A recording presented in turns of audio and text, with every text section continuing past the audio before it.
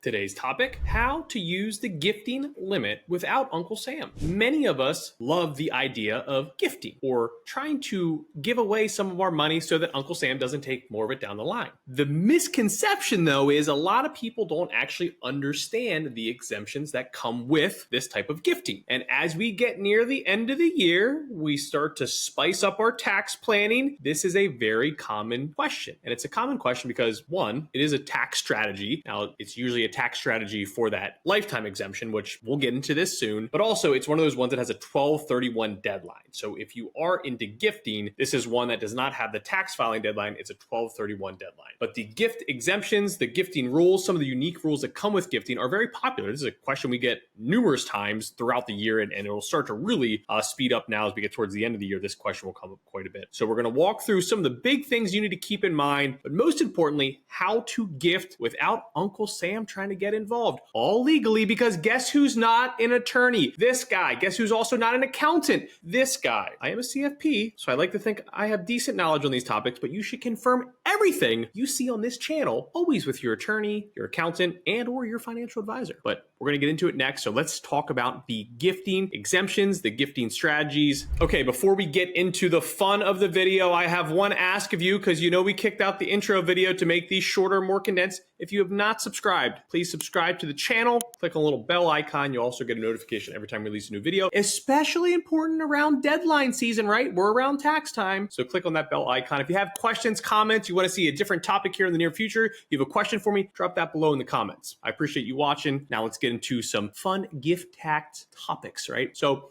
first one, you need to keep in mind that really all gifts are technically taxable, right? It's the exemption part that's important. So as we sit here in the year 2024, the current annual gift exemption annual is $18,000. Now that is a number that is linked to inflation, so you'll start to see that increase over time with inflation increases. Feels like it was yesterday that was that, right? So it kind of goes up incrementally. Now that is the one that some people know. I won't say most people. Some people know that that is out there. So what does that mean? High level, it means that if you go write a check tomorrow to your son, your daughter, your friend, the random guy down the street, the random gal down the street, free and clear, right? Check, cash, whatever. You don't have to report anything. So anything under that, really the easy way to do this. That'll probably be the main topic of our video throughout here, is understanding how that works. Now, here's what you have to keep in mind. And this is where a lot of people get hung up. The lifetime exemption, this is a different exemption. There are two exemptions, is currently at $13.61 million.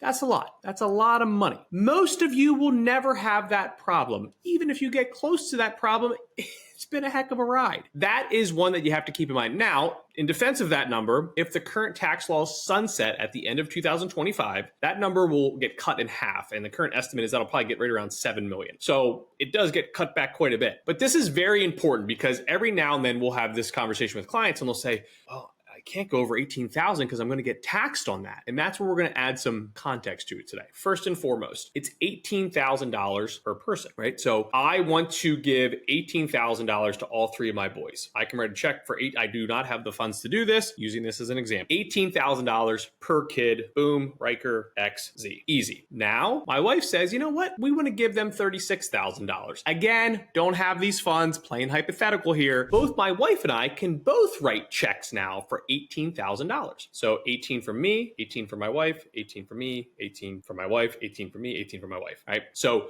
36 gets to both boys, 18 each. Now, if you were in a community property state, you've got to pay attention a little bit more here. I won't go down that rabbit hole, but if you do live in a community property state, do a little bit of Googling on your own there to make sure that you're getting those numbers right, because it is shared numbers. It gets a little bit wonky there, even when it gets into student loan planning, right? Community property states add an extra layer to it. Now let's add another layer to it, right? I don't want to age my boys. They're all still very young, but now my oldest son is now married. If we wanted to, technically we could gift them $72,000 per year, right? Based on current rules, if you're watching this in a different year and it's no longer 18,000, this number could be higher. And here's how we get to that number, right? So my wife and I are both doing 18,000 each to Riker, and we're both doing 18,000 each to his spouse at that point, right? And you can do that the whole way through. You can also carry this on to grandkids. So this is where that 18,000, I don't want to say it doesn't sound like a large number because it certainly is a large number, But for a lot of you, you can really spread that out if you get creative with it. So now let's use an example though of you go over 18. All right. And this is where a lot of clients will get, I don't want to say nervous, but they'll have more questions. So use that same example. This year, we wanted to give my oldest son $40,000.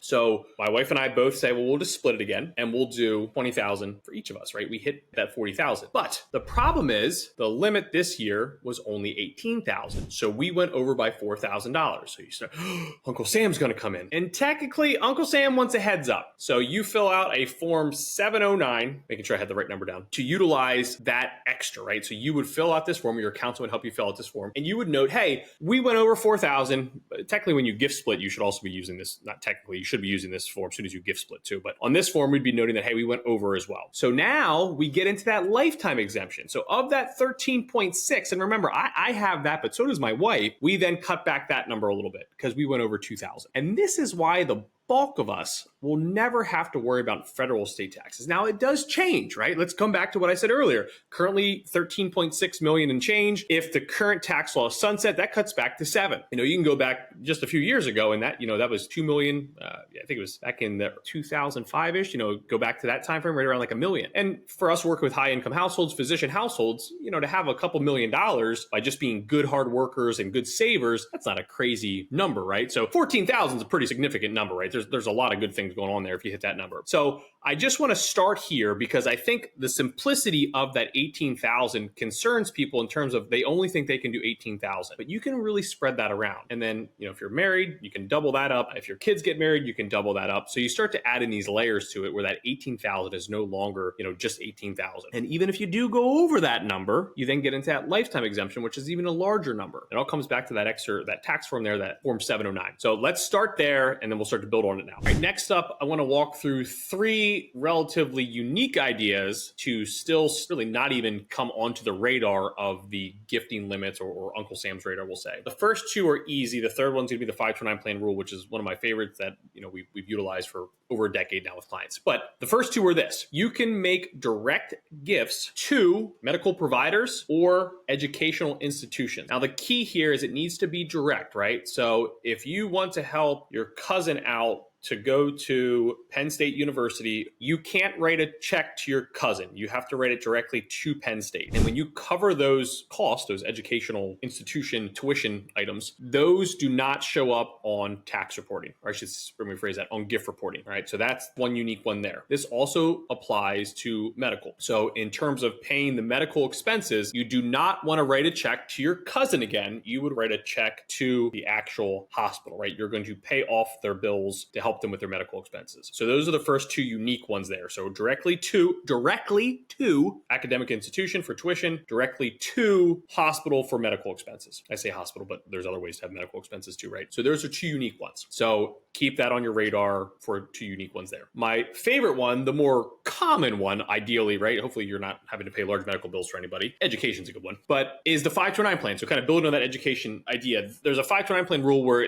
we call it essentially super funding, right? You can do a 5-year lump sum contribution into a 529 plan. How much is that? That's currently $90,000. And that number does increase with inflation based on the gift exemption, the annual gift exemption limit. How? Well, you take the $18,000 currently, again, 2024, multiply it by 5. What do you get? $90,000. So as that number goes up, your multiplier goes a little bit higher, $90,000. Now, here's the unique thing, right? That is a per person gift. So, you have 5 grandkids, 7 great grandkids. All of a sudden, this number gets pretty high, right? It's $90,000 per child, grandchild, grandchildren, great grandchildren, I should say, in my example. And then same thing with your spouse. Your spouse can do that same thing. So this is a really unique rule. Now, one thing to keep in mind, if you're doing this later in life and, I hate to use the term deathbed, but if you're trying to clean up your estate very last minute, this rule doesn't work perfectly because you still have to be alive on January 1 of that year. So if you fast forward at 5 years, but you only live 2 years into it, you only cleared out 2 of those years, right? The other 3 years are still going to show up on your estate I guess that's the best way to describe it. But really unique rule. This is also used quite a bit with our clients that are trying to get more money into their kids' accounts while they're younger, compounding interest, right? So trying to really super fund that. Maybe they just sold a business, maybe they had a lump sum payment come in from something else. Maybe it was just a really large bonus and they just want to get money into their kids' 529 plan and be done with it. So this isn't just an estate planning tool to try to lower your possible estate tax. We have a lot of younger clients that will also utilize this to just give those accounts a big boost right out of the gate and then let compounding interest do its thing. So unique rules there, again, directly to the education institution, directly to the medical provider for the medical expenses, or one of my favorites, that 5-year rule on the 529. As we come down the home stretch here, one other simple thing to always keep in mind is just think about splitting tax years. So putting this video live in November, that is one of those ones where you also get the benefit of being very close to the end of the year. So if you needed to do a higher number, like let's just say, man, we've really got to use my example from earlier with my oldest son. My wife and I are sitting there saying, man, we really need to get him $40,000 for whatever it would be. Well, here we are in November, we could say, well, instead of actually dipping into our lifetime exemption, what if we both do 18 now, and then we'll top it off at the start of the year? Because as soon as you go over January 1, you get into a new tax year. So keep that in mind. The closer you get towards the end of the year, that's clearly much easier. If you had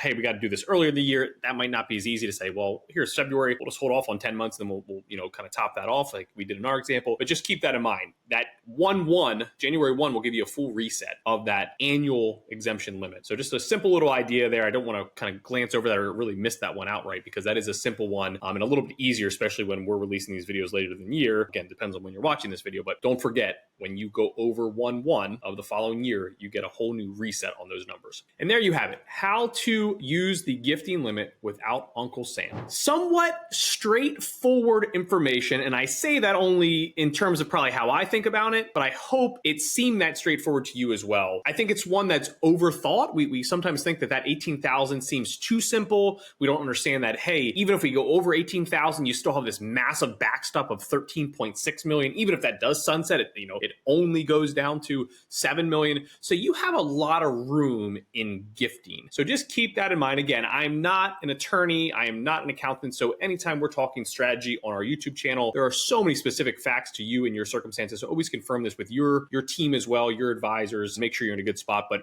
at a very high level, the annual gift limit can really go a long way. The lifetime gift limit pretty much puts all of us in a pretty good spot. I think the number is like 98% or 99%. Someone can fact check me in my numbers. I need the Twitter community notes on that. But I believe like only 1% of current people will ever have to worry about the current federal lifetime exemptions. It's a very small number. So hopefully this was helpful. If you have another topic you would like to see, questions, comments, concerns, drop those in the comments below. As always, thanks for hanging out with me for the last 15 minutes or so, and I will catch you on the next video.